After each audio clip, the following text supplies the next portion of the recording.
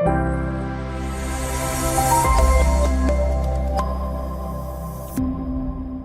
everyone, welcome to Pro-Gyan classes. আজি আমি ৰিজনিংৰ এটা অতিশয় গুৰুত্বপূৰ্ণ টপিক ক্লকৰ বিষয়ে ডিসকাস কৰিবলৈ গৈ আছো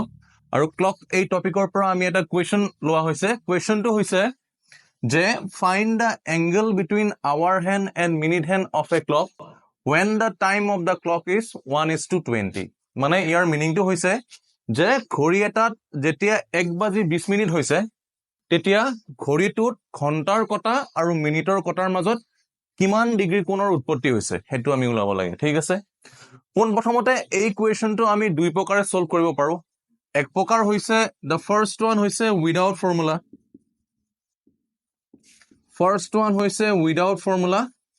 আৰু second one হৈছে with formula গতিকে আমি দুই ধৰণে এই কোৱেশ্চনটো সলভ কৰিম প্ৰথমতে আমি আৰম্ভ কৰিম without formulaৰ পৰা ঠিক আছে Okay, without formula ৰে কৰিবলৈ হলে প্ৰথমতে আমি ঘড়ীৰ এটা চিত্ৰ আঁকি ল'ব লাগিব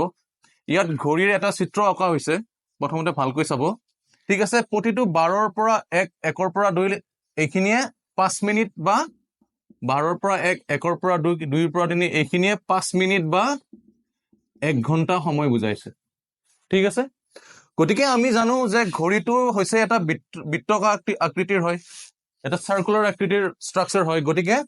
ঘড়ীত টোটাল এংগল আছে থিটা ইকুৱেল টু টোটাল এংগল হ'ব 360 ডিগ্ৰী সবে জানো কিন্তু এতিয়া আমি উলাব লাগিব যে এই 5 মিনিট 12ৰ পৰা 1 লৈ যেহেতু এটা 5 মিনিট এৰিয়া হৈ আছে এই এৰিয়াটোত টোটাল কিমান ডিগ্ৰী কোণৰ উৎপত্তি হৈছে ঠিক আছে গতিকে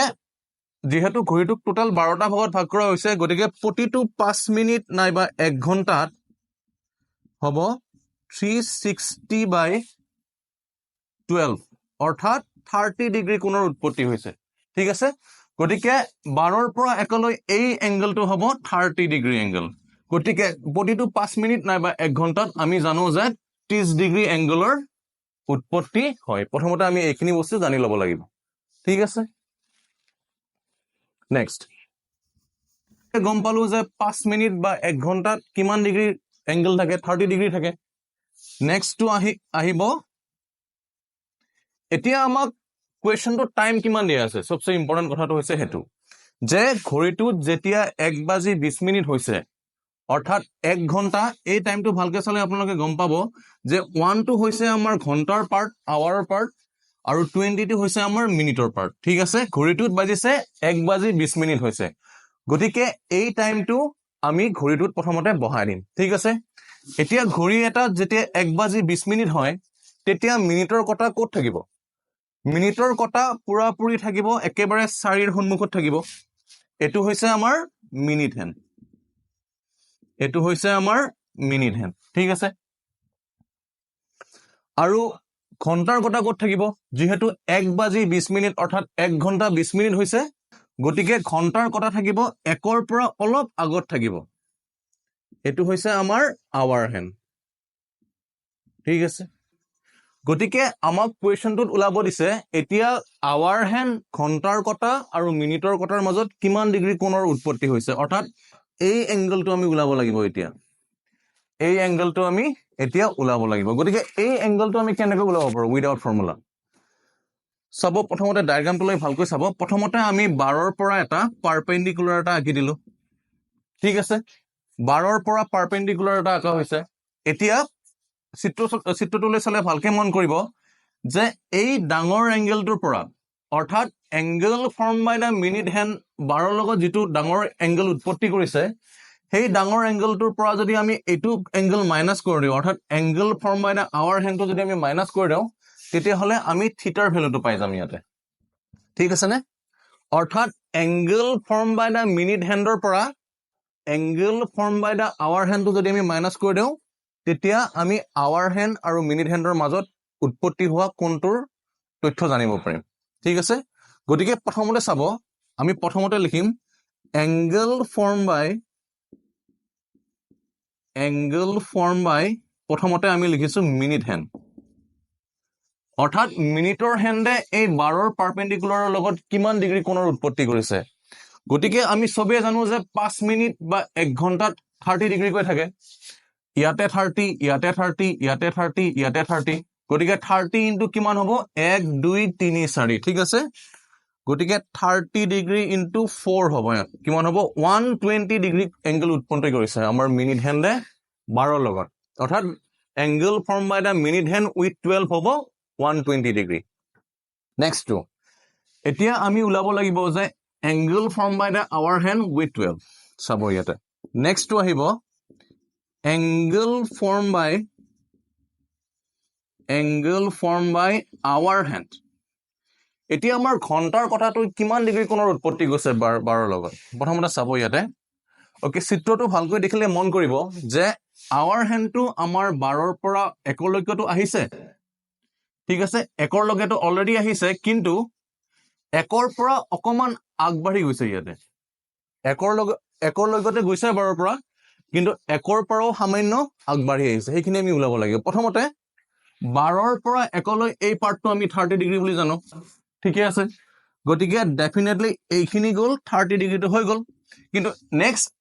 1 ৰ পৰা কিমান আগবাঢ়ি গৈছে সেইখিনি আমি উলাব লাগিব ইয়াতে এইখিনিত ইয়াতে আমি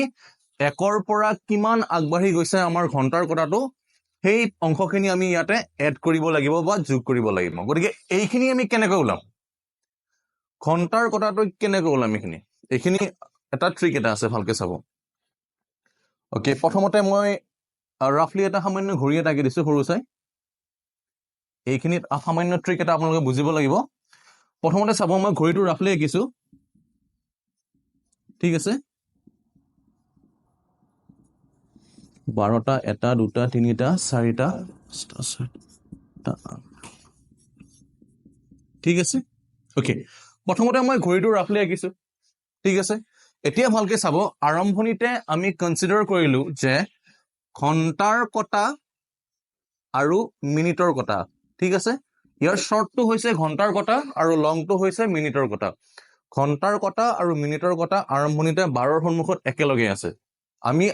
কনসিডাৰ কৰিলো যে ঘন্টাৰ কটা আৰু মিনিটৰ কটা আৰম্ভণিতে 12ৰ সন্মুখত একেলগে আছে ঠিক আছে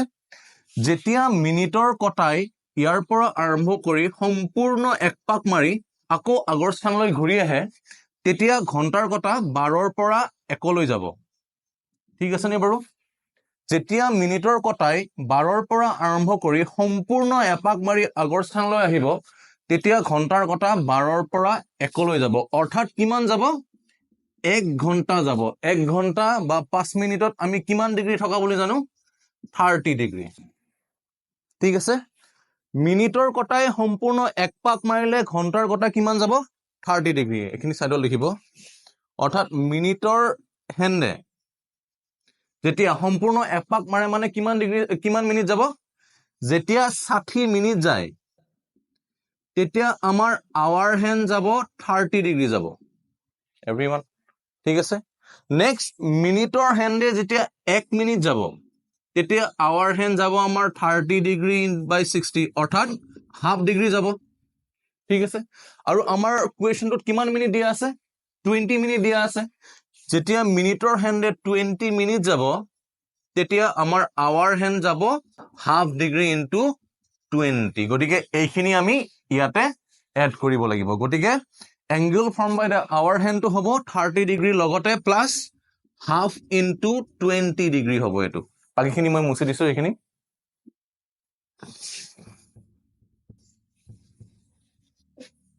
ওকে এতিয়া angle form by the hour hand total কিমান হ'ব ককচোন বাৰু 30 ডিগ্ৰী প্লাস 10 ডিগ্ৰী গটিকে 30 ইনটু 10 40 ডিগ্ৰী হ'ব ঠিক আছে আমি এতিয়া কি পালো angle form by the minute hand পালো 120 degree next angle form by the hour hand পালো 40 ডিগ্ৰী এতিয়া আমাক কোনটো লাগে আমাক লাগে এংগল বিটুইন আৱাৰ হেণ্ড আৰু মিনিট হেণ্ড গটিকে যেতিয়া এই ডাঙৰ এংগলটোৰ পৰা অৰ্থাৎ এংগল ফৰ্ম বাই মিনিট হেণ্ডৰ পৰা যেতিয়া এংগল ফৰ্ম বাই আৱাৰ হেণ্ডটো মাইনাস কৰি দিম তেতিয়া আমি এংগল বিটুইন আৱাৰ হেণ্ড আৰু মিনিট হেণ্ডটো পাম গটিকে ফাইনেল আনসাৰটো কি হ'ব therefore angle between hour hand and minute hand কিমান হ'ব 120 ডিগ্ৰী minus 40 ডিগ্ৰী অৰ্থাৎ আনসাৰটো হ'ব আমাৰ 80 ডিগ্ৰী হ'ব আমাৰ এনসাৰ অৰ্থাৎ এই কুৱেশ্যনটোত ঘণ্টাৰ কটা আৰু মিনিটৰ কটাৰ মাজত কিমান ডিগ্ৰী কোণৰ উৎপত্তি হৈছে গতিকে থিটাৰ ভ্যালুটো ইয়াতে আহি যাব থিটা ইকুৱেল টু 80 ডিগ্ৰী এটো হৈছে এনসাৰ সো এটো হৈছে আমাৰ উইদাউট ফৰ্মুলা অৰ্থাৎ আমাৰ প্ৰথম প্ৰসেসটো ঠিক আছে কিন্তু এই কুৱেশ্যনটোকে আমি এটা ফৰ্মুলা ইউজ কৰি কৰিব পাৰো নেক্সট স্টেপত আমি হেইটো ডিসকাস কৰিম যে এই কুৱেশ্যনটো কেনেকৈ ফৰ্মুলাৰ সহায়ত কৰিব পাৰি এতিয়া আমি এটা ফৰ্মুলা এটা জানিব লাগিব ফৰ্মুলাটো হৈছে যে angle between hour hand and minute hand theta equal to modulus 30h minus 11/2 m অৰ্থাৎ angle between hour hand আৰু minute hand theta equal to কিমান হ'ব 30h minus 11/2 m অৰ্থাৎ ঘণ্টাৰ কটা আৰু মিনিটৰ কটাৰ মাজত যেটো কোণৰ উৎপত্তি হ'ব সেই কোণটো আমি এটা ফৰ্মুলাৰ সহায়ত লিখিব পাৰো ফৰ্মুলাটো হৈছে থিটা থিটা মানে হৈছে angle equal to 30h আৰু ইয়াতে h এ বুজাইছে আৱাৰ পাৰ্টটো অৰ্থাৎ আমাৰ কুৱেশ্যনত যেটো টাইম দিয়া আছে যেটো সময় আমাক দিয়া আছে ইয়াৰ ভিতৰত আৱাৰ পাৰ্টটো কোনটো হ'ব হেতু বুজাব h ঠিক আছে ইয়াতে h এৰ ভ্যালুটো হ'ব 1 আমাক টাইমটো দিয়া আছে 1:20 1 ঘন্টা 20 মিনিট আমাক দিয়া আছে গতিকে আৱাৰ h এৰ ভ্যালুটো হ'ব 1 আৰু m এ বুজাইছে ইয়াতে m মানে হৈছে মিনিট পাৰ্টটো আৰু m এৰ ভ্যালুটো হ'ব ইয়াতে 20 ঠিক আছে গতিকে আমি এই ভ্যালুটো ইয়াতে বহাই দিব লাগিব আৰু এটা কথা মই ক'ব খুজো যে ফৰ্মুলাত ভালকৈ দেখিলে মন কৰিব যে দুডাল আছ এনেকৈ দিয়া আছে বাহিৰত এই দুডাল আছক আমি সাধাৰণতে কি বুলি কোৱা হয় ইয়াক কোৱা হয় মডুলাছ বুলি ক'লে ঠিক আছে এই দুডাল আছক আমি মডুলাছ বুলি কওঁ মডুলাছৰ তাৎপৰ্য কি হয় যে ভিতৰত থকা ইকুৱেশ্যনটোৰ যদি ভ্যালুটো আমি মাইনাস পাওঁ ঠিক আছে যদি ভিতৰৰ অংশটোৰ ভ্যালু যদি আমি নেগেটিভ পাওঁ বা মাইনাস পাওঁ তেতিয়া আমি কি ল'ব লাগিব আমি পজিটিভ ল'ব লাগিব তাৰ ভ্যালুটো অৰ্থাৎ মডুলাছে ভিতৰৰ ভ্যালুটো কেতিয়াও নেগেটিভ হ'ব নিদিয়ে হেতু আপোনালোকে মনত ৰাখিব ঠিক আছে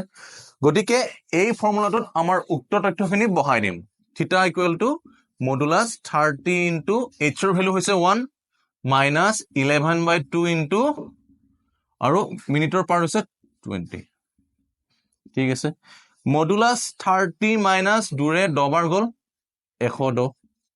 ওকে 30 মাইনাস 110 হৈছে মাইনাস 80 যেহেতু মডুলাছ আছে গতিকে কি হ'ব আমি মাইনাস লব নোৱাৰো ইয়াৰ ভ্যালুটো হ'ব 80 ডিগ্ৰী গতিকে এনসাৰটো কিমান হ'ব এনসাৰ হ'ব 80 ডিগ্ৰী গতিকে এইখিনি হল আমাৰ আজি শিকিবলগীয়া video thank you Thank you for watching Pro-Gyan classes.